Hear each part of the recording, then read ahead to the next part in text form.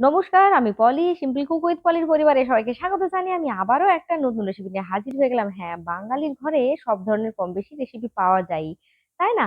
আর আমরা তো বাঙালিরা বেশ খেতে ভালোই বাসি। তো আজকে বানিয়ে দেখাবো এক্কেবারে নিরামিষ আলুর পরোটা। এর জন্য কি কি নিচ্ছি দেখুন, এখানে নিয়ে নিচ্ছি প্রায় 400 গ্রাম আটা।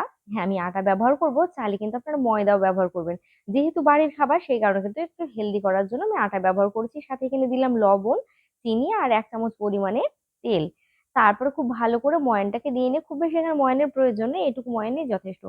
অল্প অল্প করে জল দিয়ে, নর্মাল যে জল হয় সেই জল দিয়ে কিন্তু আমি সুন্দর একটা ব্যাটার ডো তৈরি করে রেখে দেবো। এই যে একটু ভালো করে ঠেসে নেবেন, মোটামুটি একটু ঠেসে নিয়ে এটাকে ঢাকা দিয়ে রেখে দিলে একটা সুন্দরভাবে সফট ডো তৈরি হয়ে যাবে, যেটা একেবারে পারফেক্ট। এবার এটাকে ঢাকা দিয়ে কিছুক্ষণের জন্য রেখে দেবো। এবার কিমা তৈরি করে নেবো, ভেতর যে স্টাফিং সেটা। এর জন্য আগের থেকে আমি আলুটাকে সেদ্ধ করে ছাড়িয়ে নিয়েছি, এবার তৈরি করে নেবো মশলা। আবার কড়াই দিয়ে দিলাম 1 চামচ পরিমাণ তেল, দিয়েছি সামান্য কালো জিরে, তারপর এখানে দিয়ে দিচ্ছে চিনি, হলুদ। হলুদটা কড়াই আগে দেওয়ার কারণ হচ্ছে আমি এই যে আদাটা দেবো, এইভাবে দিলে পরে দেখবেন গায়ে কিন্তু কম ছিটবে। তো সেই কারণে কিন্তু আমি এইভাবে এই পদ্ধতিটা ব্যবহার করি, আপনাদেরও বলবো এভাবে কিন্তু করে দেখবেন, বেশ ভাল লাগবে।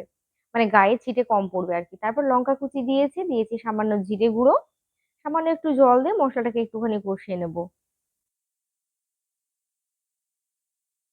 প্রিয় দর্শক বন্ধুরা, কোথা থেকে কে আমার ভিডিওটা দেখছেন যদি পারেন তাহলে কমেন্ট করে জানবেন। পরের ভিডিওতে আমি আপনাদের ধন্যবাদ দিয়ে আপনাদের নামটি নেব। তো তারপরে হচ্ছে মশলাটা কষা হয়ে গেলে এখানে আলুটা দিয়ে দিলাম। আপনারা চাইলে কিন্তু ডাইরেক্ট ম্যাশ করে দিতে পারেন, কিন্তু আমি একটু আগের থেকেই দিয়ে দিয়েছি। তো যাই হোক, আরে আমি তো ভুলেই গেছিলাম যে আমার কাছে ম্যাশার আছে। তো আমি হচ্ছে এখানে লবণ দিয়ে দিলাম স্বাদ মতো, তারপর ম্যাশার দিয়ে এটাকে ভালো করে একটুখানি একদম পুরো ম্যাশ করে নিতে হবে। গোটা থাকলে দেখবেন পুরটা ভরার পর কিন্তু অনেক সময় ভেঙে যেতে পারে। তো সেই কারণে কিন্তু এই সাবধানে এই কাজটা করে নিতে হবে, খুব ভালো করে আপনাদের সুবিধা মতো ম্যাশ করে নেবেন। তারপর এখানে দিয়ে দিলাম আমি একটুখানি ধনেপাতা কুচি, সামান্য একটুখানি গরম মশলা। একটু ভালো করে এটাকে নেড়েচেড়ে মিশিয়ে নেব। আর জলটাকে একটু শুকানোর জন্য প্রায় 1 থেকে 1.5 মিনিট মতো একটু কষিয়ে নিতে হবে। আর হ্যাঁ, এখানে কিন্তু দেখতেই পেলেন জলের পরিমাণ কিন্তু নাই বললেই ব্যবহার মতো করেছি। তারপর একটু ঠান্ডা হতে দেব। এবার দেখে নেবো ডোটা আমার কেমন হয়েছে। হ্যাঁ, দারুণ কিন্তু একদম নরম হয়ে গেছে, যেমনটা চাইছিলাম ঠিক সেই রকমই। তারপর আবার একটুখানি ভালো করে হাত দিয়ে ঠেসে নিচ্ছে, তাতে করে দেখুন কি সুন্দর হয়ে গেল, তাই না? এবার লেচিটাকে কেটে নেব। তবে হ্যাঁ, লেচি এখানে কাটবো রুটির থেকে বড় হবে, বা পরোটা থেকে যে সাধারণ পরোটা হয় তার থেকে একটু লেচিটা বড় হবে। আমি প্রথমে এটা একটু ছোট করার জন্য আমার কিন্তু পুরটা পরে বেরিয়ে গেছিল, সেটা আপনারা পরেই দেখতে পাবেন। তো আপনারা যদি ভাবেন যে আরো বেশি লেচি কাটবেন সেটা করতে পারেন, তাতে কোনো সমস্যা নেই। তো আমি আমার মতো করে কিন্তু এখানে লেচিগুলো কেটে নিয়েছি, তারপরে একটু এভাবে খাদ করে নেব। খাদ করে নেওয়ার পর এখানে পুর যতটুকু ধরবে ঠিক সেইভাবেই দেব।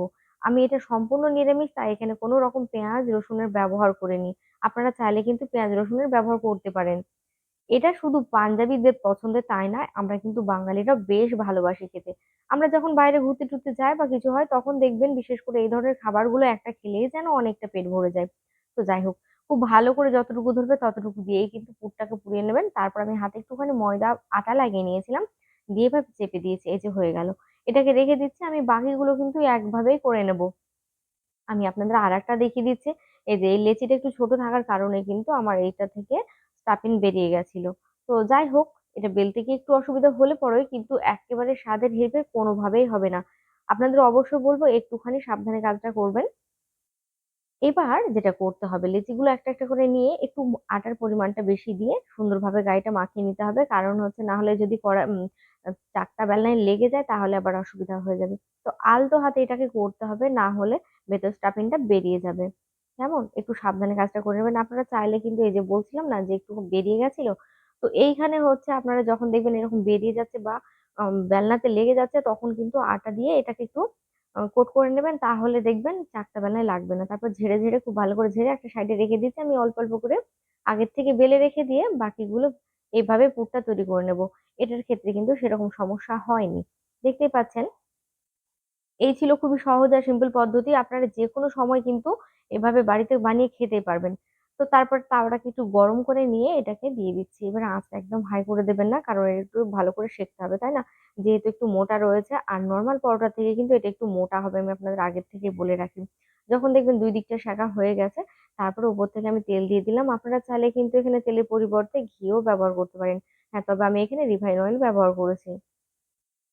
তো ভালো করে তেল দিয়ে একটু এদিক ওদিক করে সেঁকে নিতে হবে, তাহলে কিন্তু রেডি হয়ে গেল আমাদের আজকের পাঞ্জাবি পরোটা, আলুর পরোটা।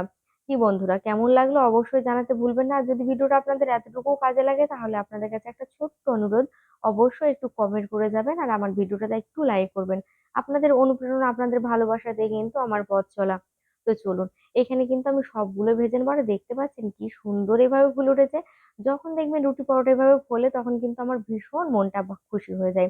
আপনাদের কেমন লাগে জানাতে ভুলবেন না। এত নরম, এই যে আপনারা ধনেপাতা চাটনি বা শুধু সস বা যে কোনো আচার, দই, স্যালাড সবকিছু দিয়ে কিন্তু খেতে পারবেন, এতটাই টেস্টি হয়। ভিডিওটা দেখার জন্য আপনাদের অসংখ্য অসংখ্য ধন্যবাদ।